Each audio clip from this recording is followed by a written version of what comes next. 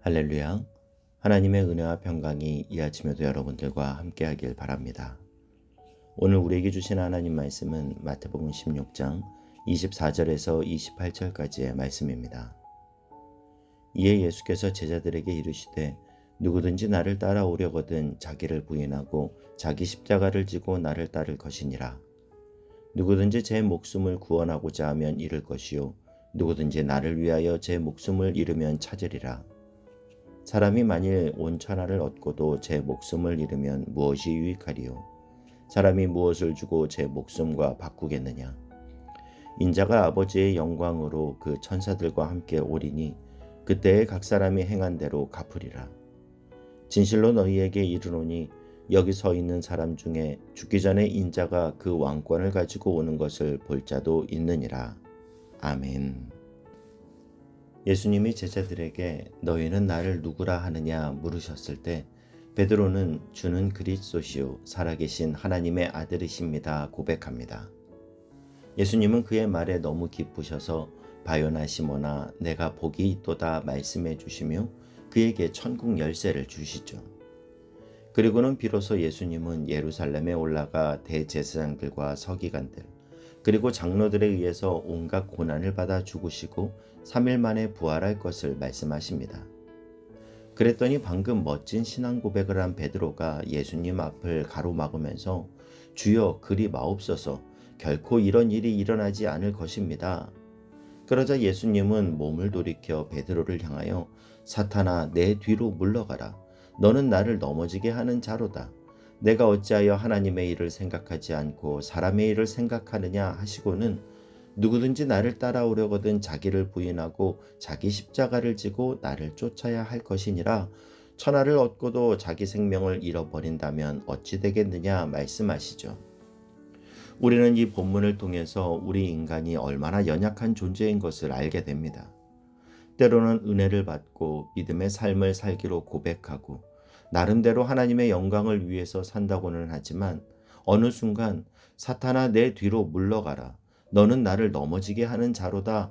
예수님 말씀하신 것처럼 하나님의 역사를 가로막는 그런 일을 할 수도 있다라는 이 예수님의 말씀에 우리는 경각심을 가져야 합니다. 주님은 오늘 24절에서 이렇게 말씀하시죠. 이에 예수께서 제자들에게 이르시되 누구든지 나를 따라오려거든 자기를 부인하고 자기 십자가를 지고 나를 따를 것이니라. 그러면 여러분, 주님이 말씀하시는 자기를 부인하고 자기 십자가를 지는 삶이란 무엇을 의미할까요? 나의 자아를 따라 살아가던 삶을 부인하는 거죠. 그래서 세상의 가치관에 물든 나의 가치관이 하나님의 가치관으로 변화하는 가치관의 변화를 말합니다. 여러분, 주님이 왜 십자가를 지라는 말씀을 하셨을까요? 사단이 베드로를 앞세워서 예수님께 요구한 게 무엇입니까? 십자가를 지지 말라는 거예요. 하나님의 아들은 그런 거 안 해도 된다라는 겁니다. 그래서 예수님이 23절에서 이런 베드로를 뭐라고 꾸짖는가 보니까 예수께서 돌이키시며 베드로에게 이르시되 사탄아 내 뒤로 물러가라. 너는 나를 넘어지게 하는 자로다. 내가 하나님의 일을 생각하지 아니하고 도리어 사람의 일을 생각하는도다 하시고, 예수님은 우리 인생 앞에 놓여진 두 갈래 길에 대해서 설명하시는데 하나는 하나님의 일을 생각하는 것이고 또 하나는 사람의 일을 생각하는 것입니다. 하나는 하나님의 방식으로 살아가는 것이고 또 하나는 사람의 방식으로 살아가는 것이에요.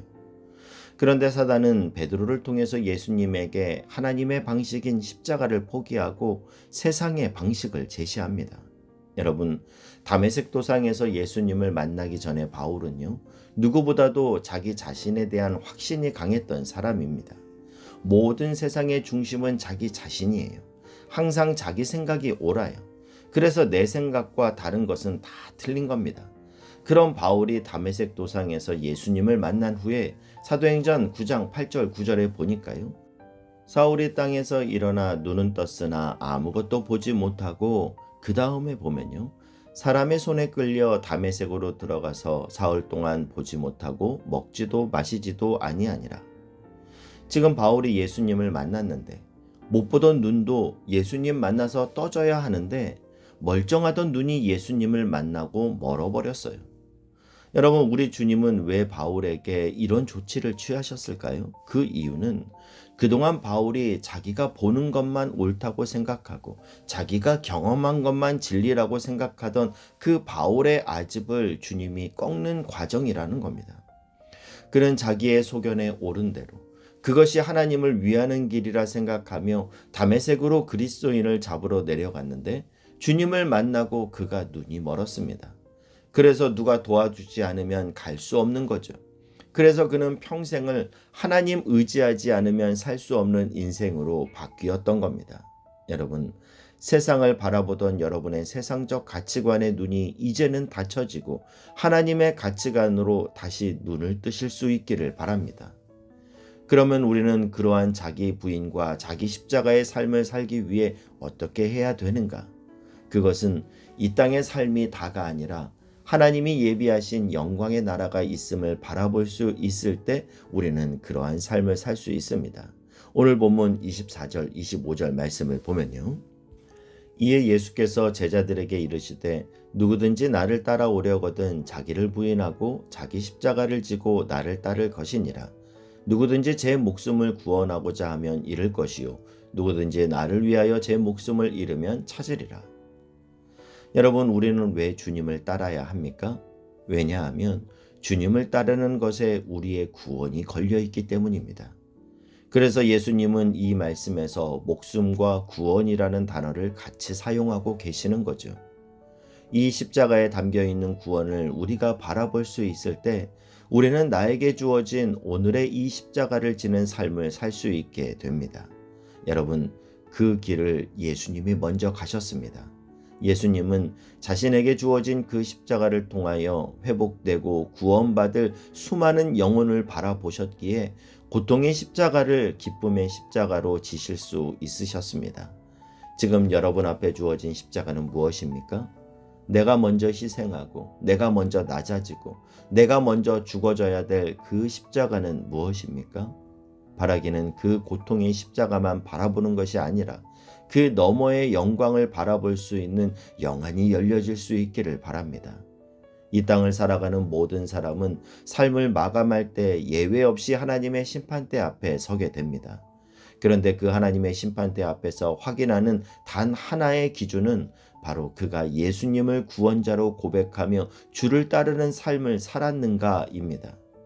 주를 따르는 삶이 바로 자기를 부인하는 삶, 곧 내 뜻대로, 내 마음대로가 아니라 하나님의 뜻대로 우리의 삶을 내어드리는 것을 말합니다. 바라기는 저와 여러분이 오늘 말씀을 마음에 잘 담아서 지금까지 우리가 걸어갔던 넓은 길, 세상의 길, 십자가 안 지고 잘 사는 길에서 유턴해서 오늘 주님이 말씀하시는 자기를 부인하고 십자가를 지는 하나님의 가치관의 길을 가실 수 있기를 축복합니다. 여러분, 주님 살아 계십니다. 오늘도 주님은 역사하십니다. 우리가 주님이 원하시는 그 길을 걸어갈 때 주님은 절대 우리를 내버려 두지 않으십니다. 그 길이 고통의 길인 것 같고 내 눈에는 그것이 손해보는 것 같은데 주님과 함께 가는 그 십자가의 길이 결국은 이기는 길이요 승리하는 길임을 확신하며 오늘도 생명의 길을 걸어가는 저와 여러분이 될 수 있길 주님의 이름으로 축복합니다. 기도하겠습니다. 사랑하는 하나님, 오늘도 영광의 십자가를 바라봅니다. 오늘 내가 짊어져야 할 십자가가 있다면 기쁨으로 그것을 지게 하시고 이 길 끝에서 영광의 주님을 보게 하여 주옵소서. 예수님의 이름으로 기도하옵나이다. 아멘.